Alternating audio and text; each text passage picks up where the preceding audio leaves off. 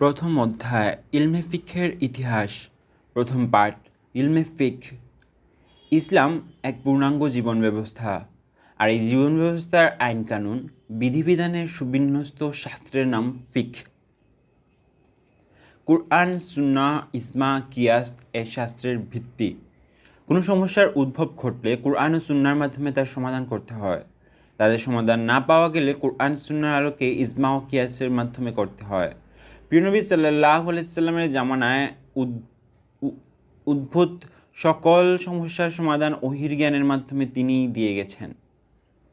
কাল পরিক্রমায় যখন নিত্য নতুন সমস্যার উদ্ভব হতে থাকে, তখন অভিজ্ঞ ও দক্ষ ফকিহগণ কুরআন, সুন্নাহ, ইজমা ও কিয়াসের ভিত্তিতে ব্যাপক গবেষণার মাধ্যমে ইলমে ফিকহের সুবিন্যস্ত শাস্ত্র উপহার দেন।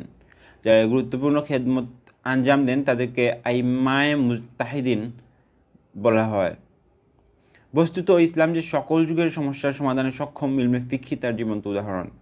যে সকল মুস্তাহিদিনের অবদানে বিশ্ব মুসলিম সুবিন্যস্ত আকারে বিধিবিধান পেয়েছে, তাদের মধ্যে ইমাম আজম আবু হানিফা রাহিমাহুল্লাহ, ইমাম মালিক রাহিমাহুল্লাহ, ইমাম শাফিঈ রাহিমাহুল্লাহ, ইমাম আহমদ ইবনে হাম্বল রাহিমাহুল্লাহ, ইমাম আউজাই রাহিমুল্লাহ, ইমাম সুফিয়ান সাউরি রাহিমুল্লাহ ও ইমাম জুহরি রাহিমুল্লাহ প্রমুখের নাম বিশেষভাবে উল্লেখযোগ্য। দ্বিতীয় পাঠ মাযহাবের প্রয়োজনীয়তা। দলিল গ্রহণ সাপেক্ষে মাযহাবের অনুসরণ অপরিহার্য। ফকি, মুস্তাহিদ তথা কুরআন, সুন্নাহ, ইজমা, কিয়াসের ভিত্তিতে নব উদ্ভূত সমস্যার সমাধান দিতে সক্ষম ব্যক্তিবর্গ কর্তৃক প্রদত্ত দলিল ভিত্তিক সমাধান সাধারণ মুসলমান মেনে নেবেন, এটাই কুরআনের মাজিদের নির্দেশ। এ প্রসঙ্গে ইরশাদ হয়েছে, হে মুমিনগণ, তোমরা আল্লাহর আনুগত্য করো এবং রাসূলের আনুগত্য করো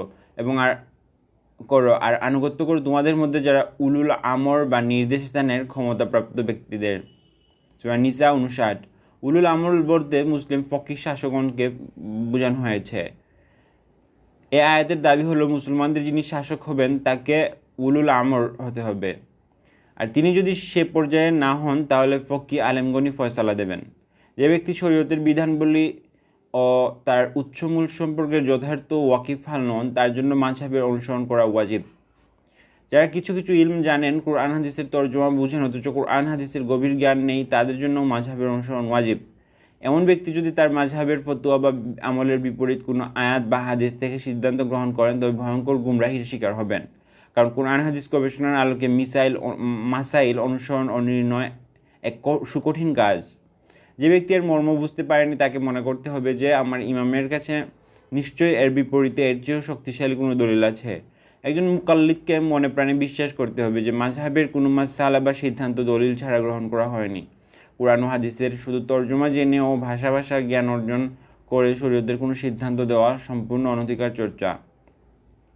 কেননা দ্বীনের গভীর জ্ঞান ছাড়া সিদ্ধান্ত ঘোষণা করলে যে ভুল হবে তার পরিণাম অত্যন্ত ভয়াবহ।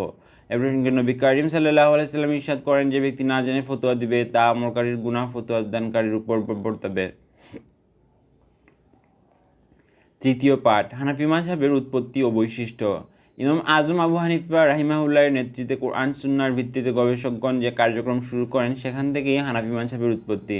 ইমাম আজম আবু হানিফা সে সময়ে নব উদ্ভূত সকল সমস্যার এবং অনাগত ভবিষ্যতে উত্থাপিত হতে পারে সম্ভাব্য এমন সব জিজ্ঞাসার জবাব দানের জন্য তার ৪০ জন সুযোগ্য মুজতাহিদ ছাত্রের সমন্বয়ে একটি ফিকহ সম্পাদনা বোর্ড গঠন করেন।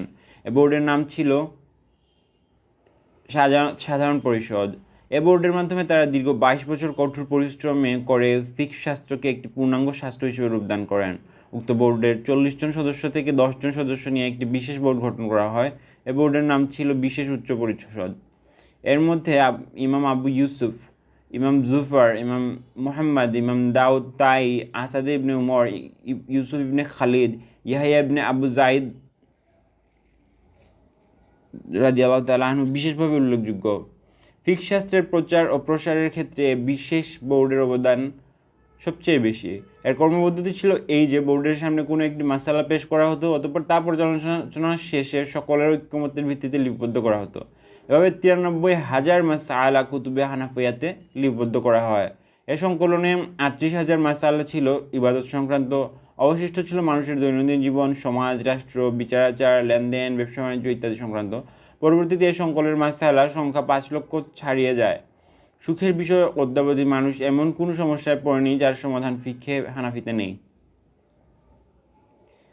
পরবর্তীতে ইমাম আবু ইউসুফ রাহিমাহুল্লাহ আব্বাসী খেলাফতের প্রধান বিচারপতি হয় এবং ইমাম মুহাম্মদ রাহিমাহুল্লাহ এর গ্রন্থাবলী সমগ্র বিশ্বে ছড়িয়ে পড়ায় অতি অল্প সময়ে হানাফি মাযহাব প্রসার লাভ করে। বর্তমানে সারা বিশ্বের বেশিরভাগ মুসলমান হানাফি মাযহাবের অনুসারী।